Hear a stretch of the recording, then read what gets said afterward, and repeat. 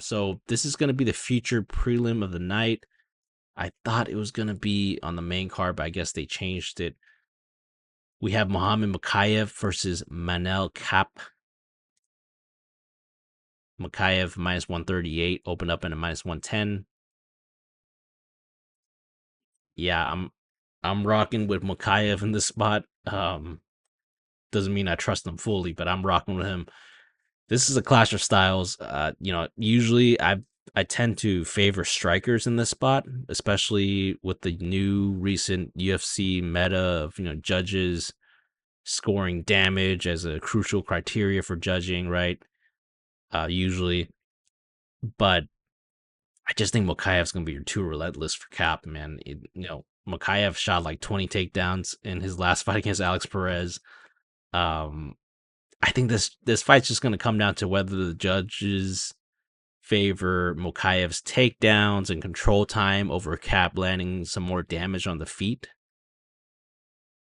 In recent years, obviously I said, they've taken damage into account, but yeah, I think that Mokaev's just not going to even allow the opportunity for Cap to get that going. I mean, Alex Perez was also a better striker than Muhammad Mokaev, also has some decent takedown defense, wrestling background, and he wasn't able to get Mokaev off of him. I mean, he was doing a good job just like fending off the takedown attempts at least, but Mokaev was just shooting constantly throughout the fight, constantly in his face grappling, and he couldn't launch any offense. That was the difference in the fight. Perez just couldn't get anything going. His whole time that he was fighting Mokaev, he was just thinking about, man, just stopping the takedowns, don't get taken down, don't get subbed, right? So he was just worrying about all that. I think Cap's going to run into a similar issue here. I believe that the fighter that's going to beat Mokaev and his undefeated record, they're going to have the skill and the willingness to offensively grapple. As you guys saw with Rafael, Tim Elliott, these guys that have like a grappling game and the skill and the willingness to engage Mokaev in the grappling. I think those are the guys that are going to have an opportunity to beat Mokaev, not a striker with some decent wrestling skill, right? I think that because they just can't fend off a guy like Mokaev, they don't have that skill to fend it off, or that tenacity or the willingness to do that. So, I think Cap's actually a decent grappler, but I just haven't seen enough in his arsenal or really a desire to grapple. And I think he's going to try to just keep this on the feet and try to land the damage. And, I think that's not going to go well for him because Mokaev is just going to be constantly in his face.